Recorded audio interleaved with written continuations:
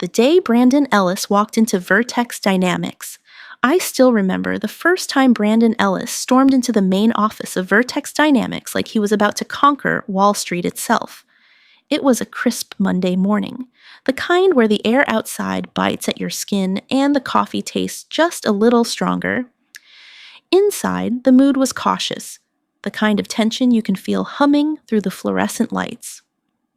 Brandon. Call me Brandon, he insisted with a glib smile, wore a jet-black tailored suit that probably cost more than my car. His Rolex caught every overhead light as he moved, casting small glimmers onto the conference room walls like a silent announcement. New sheriff in town. He stood tall, at least 6 feet, maybe a little more with those polished shoes, exuding a kind of overconfident swagger that you usually only see in men who haven't had to weather a real storm yet. Confidence dripped from every step he took. Experience, however, was nowhere to be found. I like things lean, fast, and efficient, he declared, flashing that $1,000,000 smile that somehow never quite made it to his eyes. We're going to do great things, starting now. There was a beat of uncomfortable silence, broken only by the polite, robotic clapping you hear at kindergarten performances or awkward company town halls. Some of the newer employees clapped a little too enthusiastically, no doubt hoping to secure a safe place in the new order. I stayed seated, arms crossed, quietly observing. You see, by that point, I had been with Vertex Dynamics for just under 9 years. I'd survived 2 CEOs, 4 major restructurings, and a hostile corporate buyout that would have sent a lesser company straight into the history books. I knew the real players.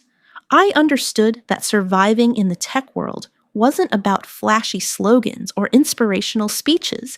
It was about grit, relationships, and understanding the backbone of what actually kept a company running. And Vertex's backbone? It was the software architecture I had painstakingly built 6 years earlier when the company had been on the verge of collapse after a botched acquisition. While others panicked and polished their resumes, I rolled up my sleeves, burned through more late nights than I care to remember, and designed a new back-end system that was scalable, secure, and efficient. I wasn't just a part of Vertex's success story, I was the reason it survived. It wasn't just talk. It was signed, sealed, and patented under my name. A decision encouraged by the former CEO, a practical man who knew that good talent needed protecting. It was buried in the fine print of my contract, camouflaged among the legalese that most executives never bothered to read. Brandon, of course, hadn't read a thing. Within the first week, he started tearing apart everything that had kept Vertex stable.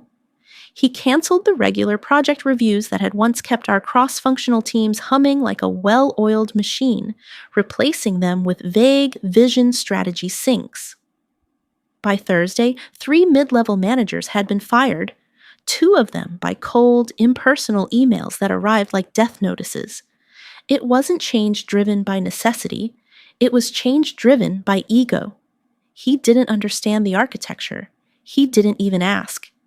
And when it came to me, the woman who had literally built the system his entire empire was running on, he barely looked me in the eye. He demoted my title informally, called me tech lead instead of director of systems architecture, interrupted me mid-sentence during meetings, and started praising junior staff for ideas I had already outlined minutes before. It was classic corporate theater. Discredit, diminish, dismiss. But I didn't argue. I didn't throw a fit. I knew the game better than he did. I simply began documenting everything. Because the thing about systems, the kind that hold companies together, is that when you build them right, they don't fall apart overnight. They wait. They wait for the moment when the wrong person pulls the wrong thread, thinking they're the smartest person in the room. And when that thread snaps, the whole thing comes crashing down. Brandon had no idea he had just pulled the first one. The blindfolded fall of Brandon's new order. The cracks started showing faster than I thought they would.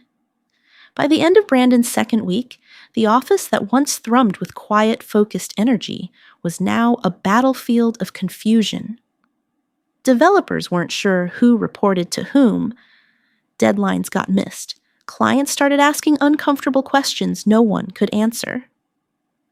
But Brandon, blissfully oblivious, strutted through the chaos like a rooster in a burning henhouse, certain he was leading some grand revolution. He kept pushing, tearing down without understanding what had been built. He canceled crucial infrastructure updates, reallocated engineering resources to flashy side projects, and announced, to the entire company no less, that he was modernizing Vertex's platform by ripping out the very system that carried 82% of our operations. And then came Friday morning. It was early, maybe 7:45 a.m., when Brandon appeared in my office doorway.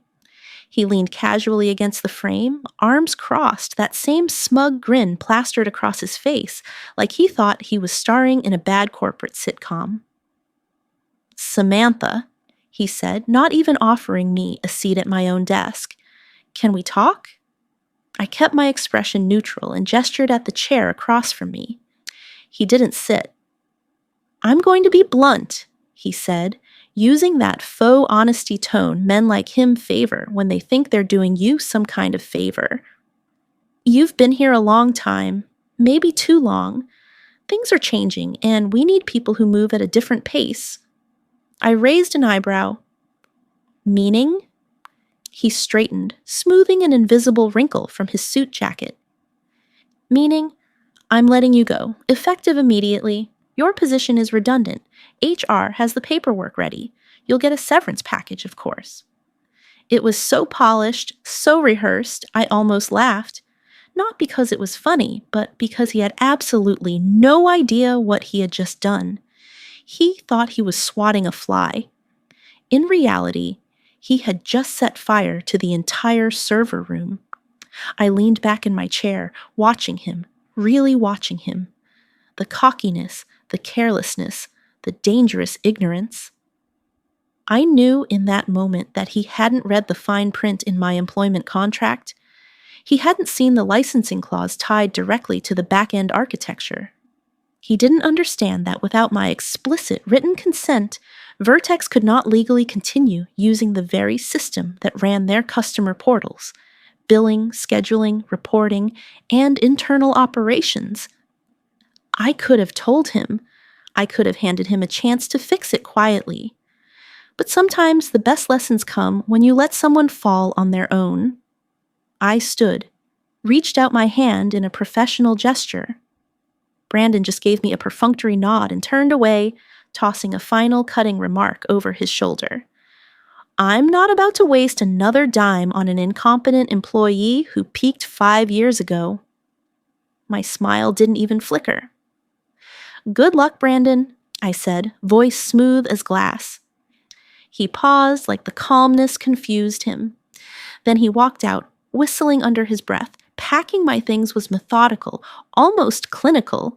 A few frame photos, a USB stick containing nothing but pictures from our last team off-site at Lake Tahoe, and a battered ficus plant that had somehow survived in my office for 5 years, despite my terrible watering habits. As I made my way through the open plan floor, some heads turned. A few brave souls offered small, sympathetic nods. Most people just looked away, pretending to be deeply fascinated by their monitors. That's how fear spreads in corporate America, not with shouts, but with silence. By the time I reached my car, a dusty silver Ford Explorer parked 3 levels down in the underground garage, my hands were trembling. Not from sadness, from adrenaline. I wasn't angry. Not yet. I was curious. Curious how long it would take for them to realize the noose Brandon had just tied around their necks. That weekend, while others lost themselves in March Madness brackets and early spring home projects, I stayed quiet. I didn't tell my sister, who always said I worked too hard. I didn't call my best friend, who would have shown up with 2 bottles of Merlot and a 5-point revenge strategy.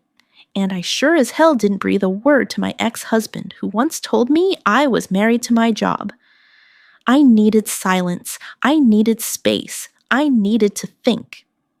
On Friday night, I walked for nearly 3 miles through the sleeping city, past closed diners, shuttered bookstores, and flickering neon signs. The cold spring air numbed the sting of betrayal better than any whiskey could. I wasn't mourning the job. I was mourning the insult, the sheer arrogance of a man who thought he could erase nearly a decade of blood, sweat, and ingenuity with a 2-minute HR script and a handshake he didn't even offer. By Saturday morning, as the sun rose pale and indifferent over the city's skyline, I was done mourning. I pulled out the thick folder from my personal safe at home. My original employment contract, the patent registration, the licensing agreement buried deep in legal jargon Brandon had clearly never bothered to read. And I smiled. Not a smile of revenge, not a smile of anger. It was the smile of someone who understood something Brandon didn't. Control isn't about titles. Control is about knowing where the real power lies. And by Monday, when Vertex's systems came crashing down like a house of cards, Brandon Ellis would learn that lesson the hard way. The calm before the corporate storm. By Saturday night, I had everything I needed, while most of the city was unwinding at packed sports bars or catching a movie at the local AMC. I sat cross-legged on my living room floor, a steaming mug of black coffee balanced precariously on a stack of old technical manuals. In front of me, my employment contract, my patent certificate, and a copy of Vertex's internal licensing agreement, the one that required my active, ongoing consent for any updates, expansions, or renewals tied to the core back-end system. Most people think retaliation means slamming doors, dramatic emails, or shouting matches in the lobby. Not me. I knew better. Real power moves happen quietly, through carefully worded documents and precisely timed silence. At 3:17 p.m. on Saturday afternoon, I composed an email to Vertex's legal department. Subject: Notice of Intellectual Property Usage. Expiration: Immediate attention required short, professional, calm, not a hint of anger, not a single word they could twist into emotional response. I simply reminded them that their license to use the Vertex backend system, as per our standing agreement, would expire at 11:59 p.m. Sunday night, unless renegotiated directly and explicitly with me, the sole patent holder. I cited the contract sections.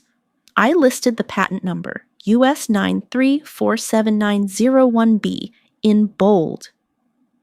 And then I CC'd the company's general counsel, the old CTO, who knew exactly what the system meant to operations, and yes, Brandon Ellis himself.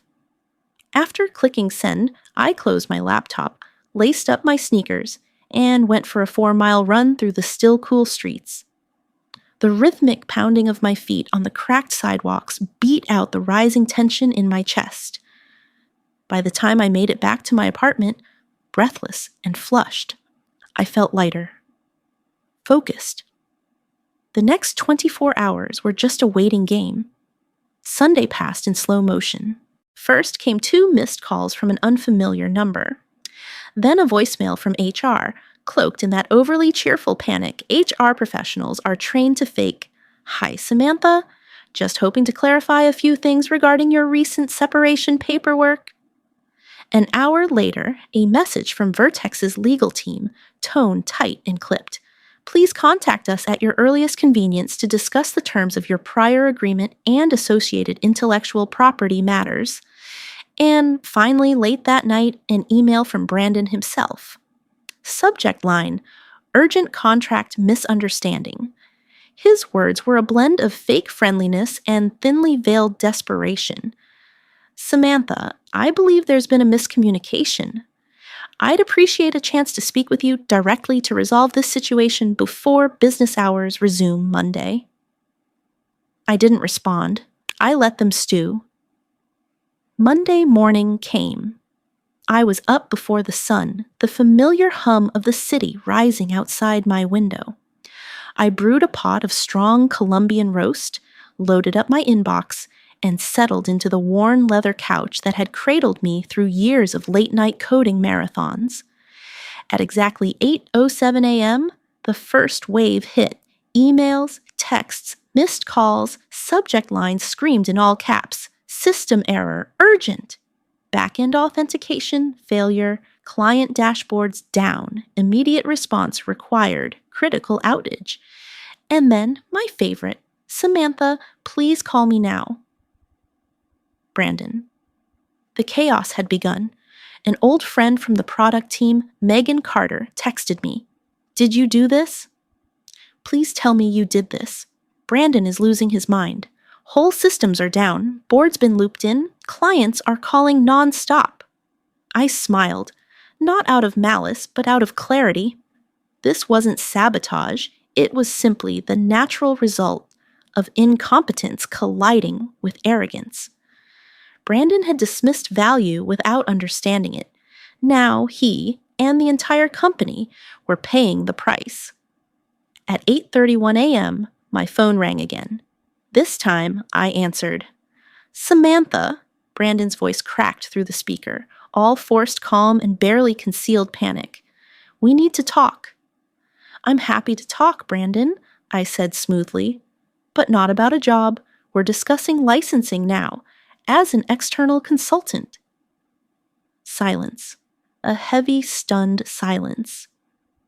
Samantha, he started again, softer. Let's not make this personal. Oh, it's not personal, I replied.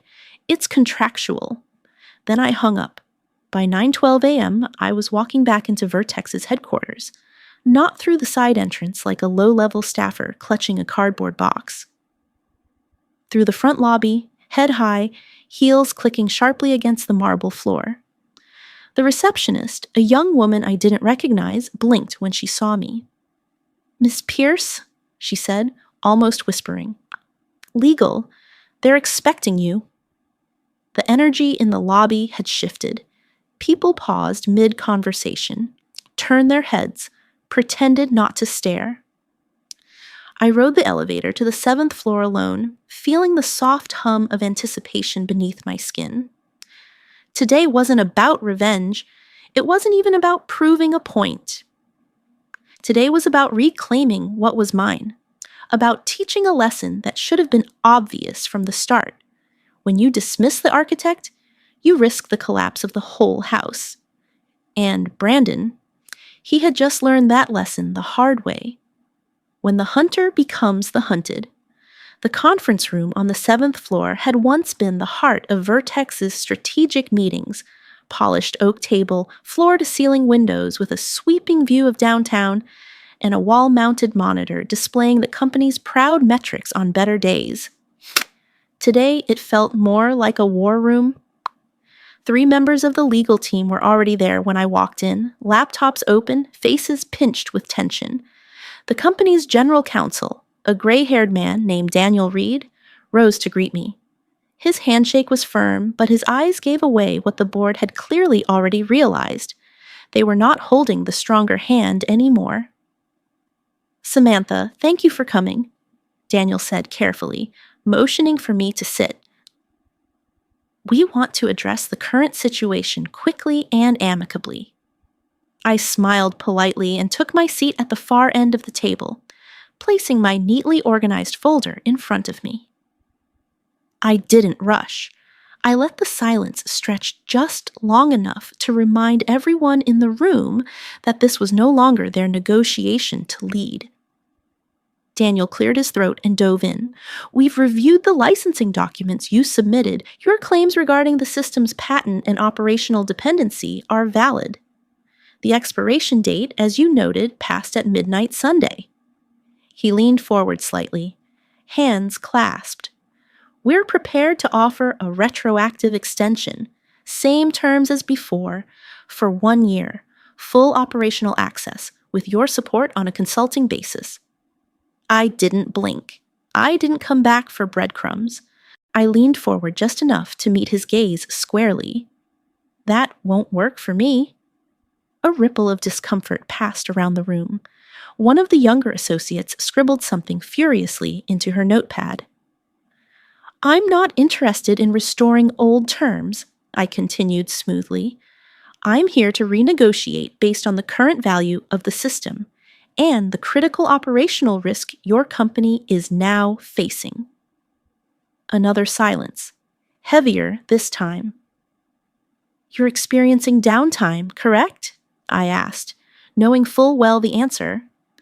Daniel hesitated, then nodded.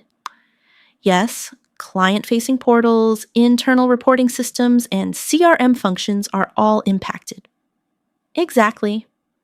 I opened my folder with slow, deliberate precision and slid a one-page document across the table. My terms are simple. $1.2 million for 12 months of non-exclusive licensing, renewable quarterly at my discretion. Full technical support, either directly by me or a consulting team I approve. Public acknowledgement of my patent ownership and company documentation. No diluted phrasing, no corporate spin. Daniel's jaw tightened. That's a significant increase. I smiled thinly. It's not an increase. It's an adjustment to reflect the value you all failed to recognize. They asked to caucus, a polite way of saying they needed to huddle and panic privately. I strolled over to the window, and looked out over the bustling downtown streets 30 stories below. People moved like tiny currents along the sidewalks, oblivious to the high-stakes drama unfolding above them. I wasn't nervous. I wasn't even angry anymore. I was focused, because this wasn't just about me anymore. It was about every person who had ever been dismissed, diminished, or pushed aside by someone who didn't understand or appreciate the true foundation, holding everything together. 20 minutes later, Daniel returned, looking even grayer than before. The board has agreed to your terms, mostly, he said carefully. We propose a 6-month contract, renewable quarterly, as you suggested. We agree to full technical credit, though we would prefer the language say developed in collaboration with Samantha Pierce, rather than solely attributing the system to you. I shook my head, calm and firm. No. If you want access to your system, you acknowledge the truth. System designed and patented by Samantha Pierce. Plain and simple, no corporate sugarcoating. The room went still. One of the associates opened her mouth, maybe to argue, but Daniel lifted a hand to silence her. He studied me for a long moment, then gave a weary nod. Understood. By the time I left the conference room, it was nearly noon. Brandon Ellis was pacing the hallway just beyond the glass walls, tie loosened, face tight with strain. When he spotted me, his expression flickered, from confusion to irritation to, finally, something that almost resembled respect. Almost. He walked toward me, slow and deliberate. Samantha, he said, his voice stretched tight over his ego. This has gone far enough. We should have talked before lawyers got involved.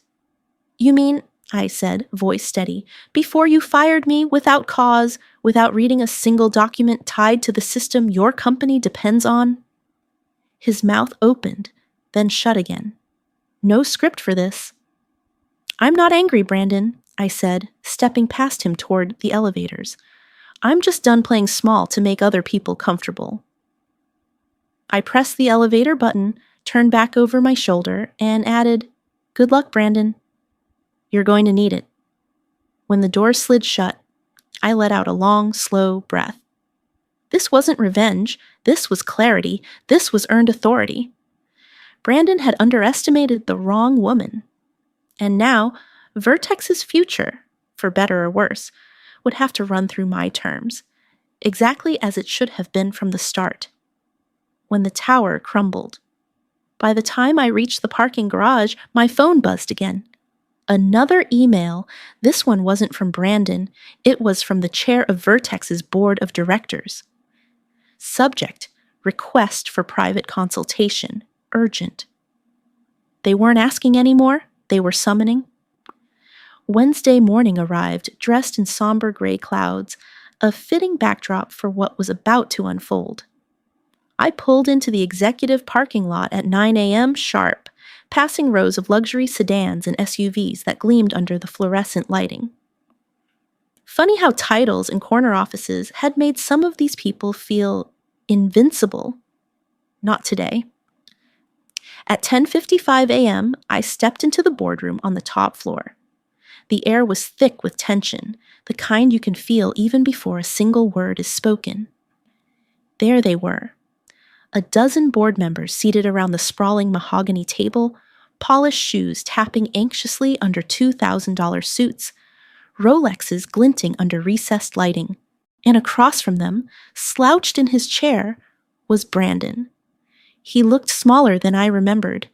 His tie was perfect, his hair slicked back with military precision, but the strain around his mouth and the tightness in his jaw betrayed him. This was a man clinging to the last threads of authority he didn't realize he had already lost. The chair, a woman named Victoria Hale, opened the meeting with brisk efficiency. Thank you for joining us, Ms. Pierce. We've reviewed the contractual documents you provided, as well as the recent events surrounding the system downtime. She glanced briefly at Brandon, whose jaw tightened further.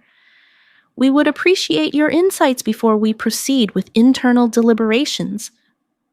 I nodded calmly, unfolding my notes but not looking at them.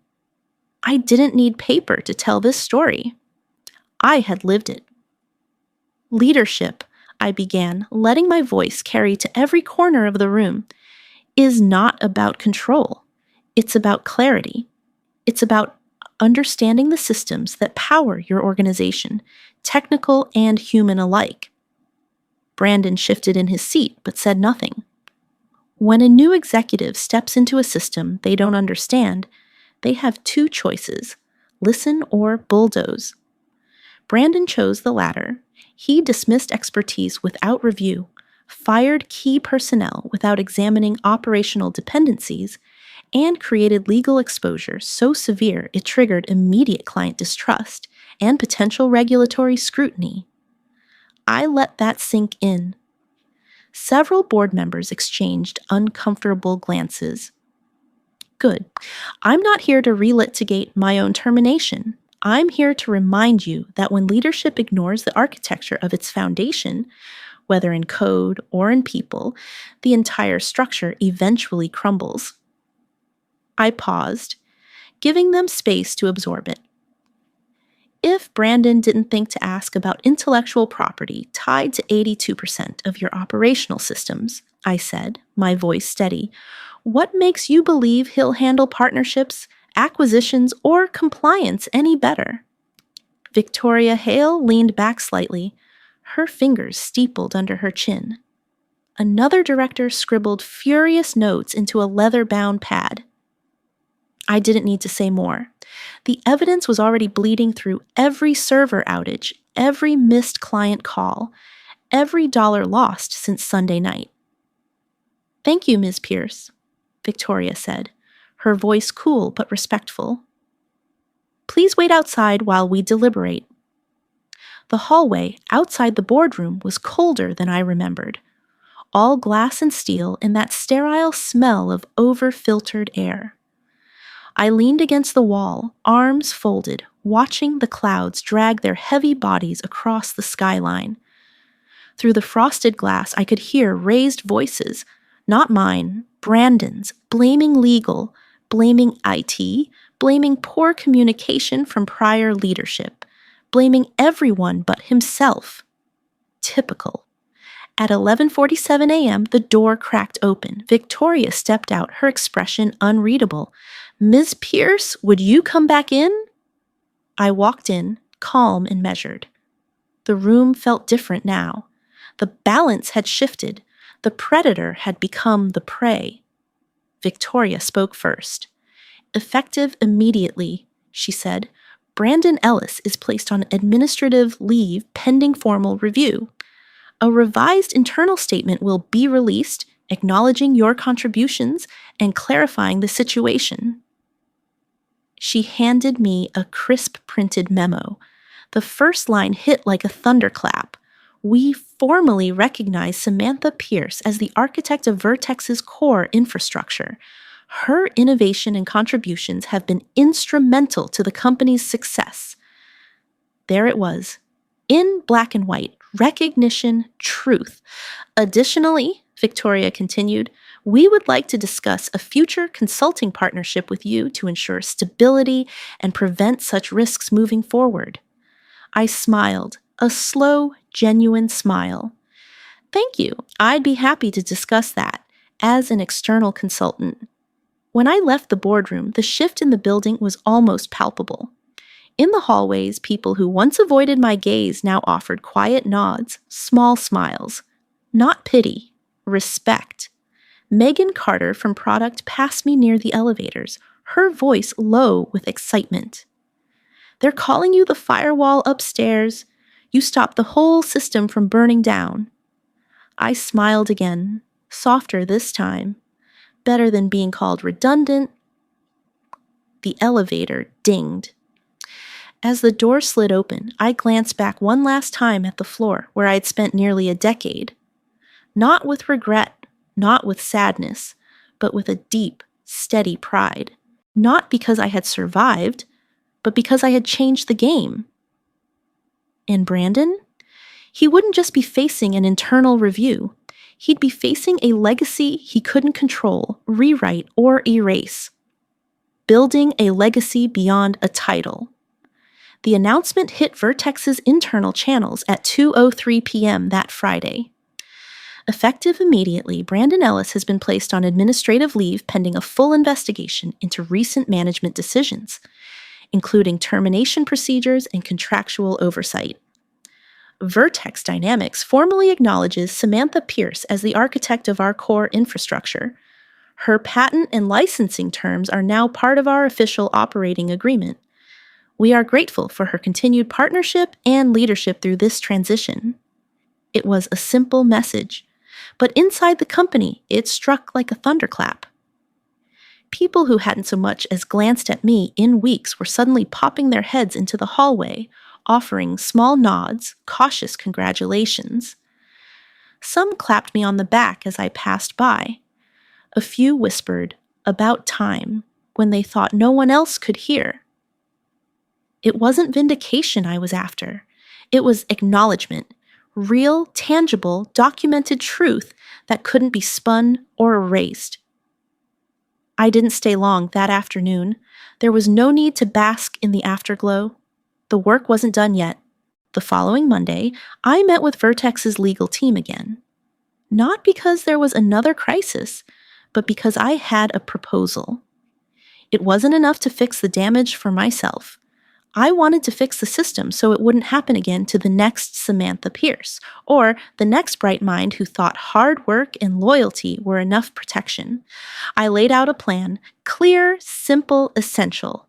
First, a full internal review of intellectual property contracts to ensure no critical systems were ever tied to individual employees without proper oversight or renewal protections. Second, the creation of an anonymous reporting line directly to the board for whistleblower concerns. No more bearing problems under layers of red tape. Third, a mentorship program for junior engineers, focused on ownership, attribution, and setting professional boundaries early in their careers.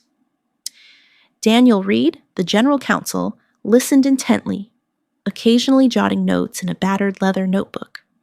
When I finished, he leaned back and said, "You're not just protecting yourself anymore, are you?" I smiled. Number, I'm building something that lasts longer than a paycheck or a title. Within a week, the consulting agreement was finalized. Vertex would retain me for 90 days under my terms, stabilizing the system, coaching my successor, and helping implement the new protections. No full-time return, no titles to reclaim.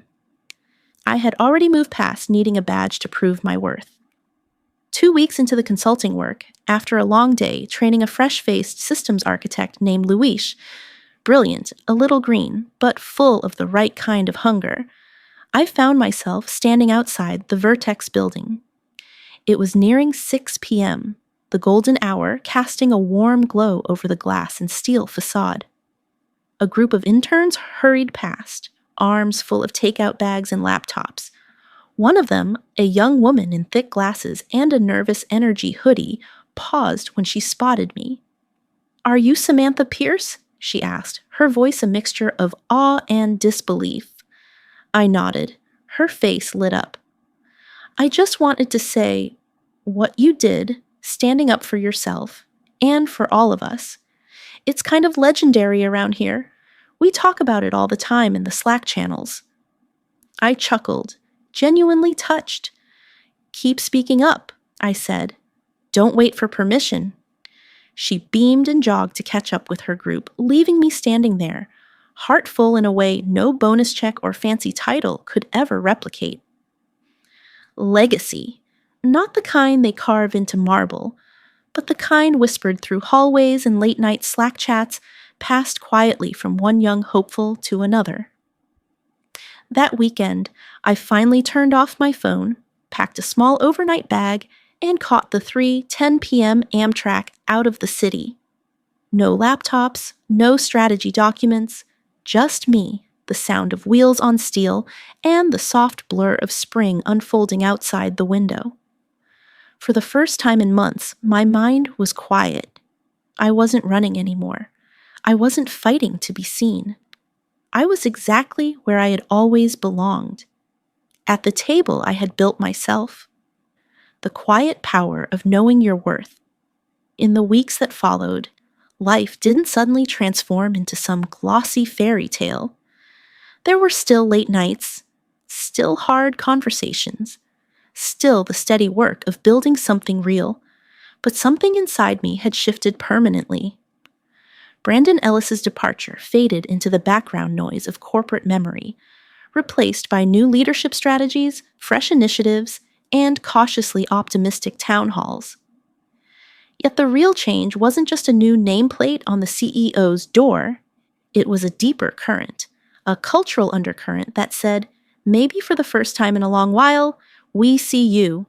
We know who really keeps the lights on, and we won't make the mistake of forgetting it again. If there's one thing I carried forward from those days, it's this. You don't have to shout to make an impact. You don't have to rage or burn it all down to be heard. You just have to know, without a shadow of a doubt, what you're worth, and refuse to hand that power over to anyone who can't see it. Because when they fire you, thinking they've silenced you, all they've really done is light the match you needed to build something stronger, higher, and entirely your own. I never set out looking for a fight. I wasn't chasing revenge or recognition. I was simply asking for what I had earned. And when the system tried to erase me, I didn't beg for a seat at their table. I built my own. Today, my name isn't just buried in some forgotten database. It's on the systems that still keep Vertex running. It's in the contracts that protect young engineers after me. It's in the whispered encouragements interns share when they think no one is listening. And that's a legacy no title, no CEO, and no forgotten announcement can ever take away. True power comes from knowing your worth. In life and in business, it's easy to believe that titles, corner offices, or flashy leadership speeches define success. But real authority isn't about appearances. It's about substance. Samantha Pierce's story reminds us that true power lies in deeply knowing your worth, even when others tried to diminish or overlook it. She didn't fight with noise. She fought with preparation, patience, and an unshakable sense of value. Sometimes, when the system fails to recognize your contributions, the answer isn't to beg for acknowledgement. It's to quietly, steadily build your own table. It's about standing firm in the face of dismissal, understanding that lasting influence is created not through rage, but through resilience and clarity. For anyone navigating career crossroads, this story is a powerful reminder. Your value isn't determined by someone else's inability to see it. Protect what you've built. Stay grounded. Know your rights. And when the time comes, don't just ask for a seat. Own the whole room. Because dignity, once claimed, creates a legacy no one can erase.